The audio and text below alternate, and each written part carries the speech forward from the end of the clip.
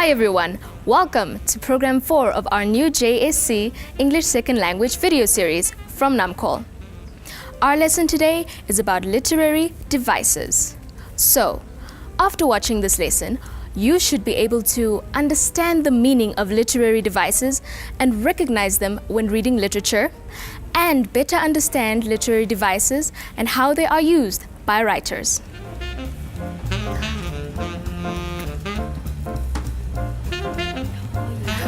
Finally.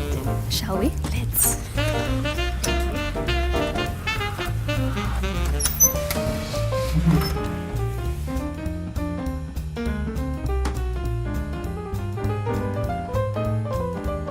I'm so excited as I have a special guest for you today. Please welcome Miss Amakali from JTT Secondary School. Thank you for having me. Miss Amakali, you've done such an excellent job at your school, scooping up all these prizes year after year. Is it the third time you've won the award for Best English Teacher in the Omaheke region? Yes, and it's all thanks to my hardworking and dedicated learners. Well, we've been following your literature classes, and if I may add, wow, you really know how to simplify these terms which many teachers struggle to get across to their learners.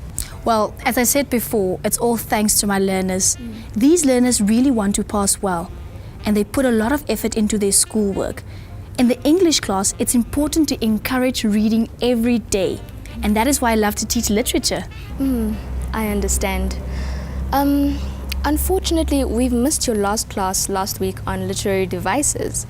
Do you mind taking us through literary devices? Of course not. It'll be my pleasure.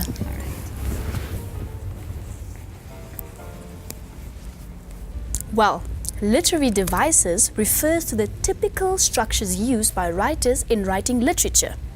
Now, the word device, spelled D-E-V-I-C-E, refers to a method or trick used with a particular aim.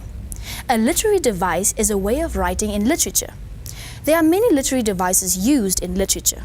They are generally devices which are used in the classification, discussion, criticism, and analysis of literature. Then we have classification, spelled C-L-A-S-S-I-F-I-C-A-T-I-O-N. Classification is the act of putting things into classes according to certain identifying features. Next we have analysis. Analysis, spelled A-N-A-L-Y-S-I-S, the act of examining or studying something. Basically, they are devices used when working with literature, whether you are maybe writing a book report or any form of literary writing. Remember, not all forms of writing is considered to be literature. So, let's look at some more common literary devices used and the not so common literary devices used. So, in layman's terms, literary devices are words or phrases used in literature. That's correct. Let's look at the first device, simile, spelled S-I-M-I-L-E. Now, a simile is a direct comparison that always contains the words as or like. For example, he is as strong as an ox, or the man is stubborn like a donkey. Hee-haw. Can you think of some other direct comparisons? Remember, it should include the words as and like. Now the next is metaphor, spelled M-E-T-A-P-H-O-R. A metaphor is a comparison without the use of as or like. For example, he is a strong ox, or the man is a stubborn donkey. Note the words as and like are not included. What you should remember is that a simile contains the words as and like, and a metaphor does not contain as and like. Then we have personification, spelled P-E-R-S-O-N-I-F-I-C-A-T-I-O-N. Have you heard this word before? Personification gives human qualities to inanimate objects or abstract ideas. Before you feel lost, let me try to put it like this. Personification gives human traits to non-human characters. For example, she did not realize that opportunity was knocking at her door. An opportunity cannot knock on a door. Only humans can, right? However, we all understand that this is an example of personification, which simply means she did not realize when opportunity was presenting itself. Now, another example is the fire ran wild. Giving a non-human character fire a human trait, the action run. We all know only humans can run, but this is an example of personification, and it simply means the fire spreads quickly and uncontrollably. Have you heard this word before? Irony, spelled I-R-O-N-Y. Irony simply means when you are implying the opposite of what is said. In literary works, writers tend to write something that means completely the opposite. For example, in the sentence, "Oh, what fine luck I have," the sentence on the surface conveys the writer is happy with their luck, but actually what they mean is they are extremely unhappy and dissatisfied with their bad luck. Then we have alliteration, spelled A-L-L-I-T-E-R-A-T-I-O-N. This is the repetition of words and sounds in a row, sentence, or even group of words. Here is a simple example of alliteration. Show, shorn, Sharon, shabby shoes. Alliteration in poems and other forms of literature is quite often fun to read and can actually assist in encouraging reading. It is a useful tool when writing literature to make small statements fun to read and easy to remember. Try to remember the example we just used now. Lastly, allusion, spelled A-L-L-U-S-I-O-N. Allusion is a reference to a well-known person, event, or idea. For example, it is as hot as hell. Hell is popularly thought of being very hot. Another allusion might be, he is as cute as Gaza. Gaza is a famous singer who is well known for his good looks.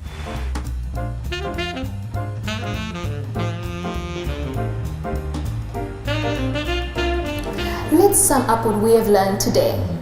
Literary devices refer to the typical structures used by writers when writing literature. They are generally devices that are used in the classification, discussion, criticism, and analysis of literature.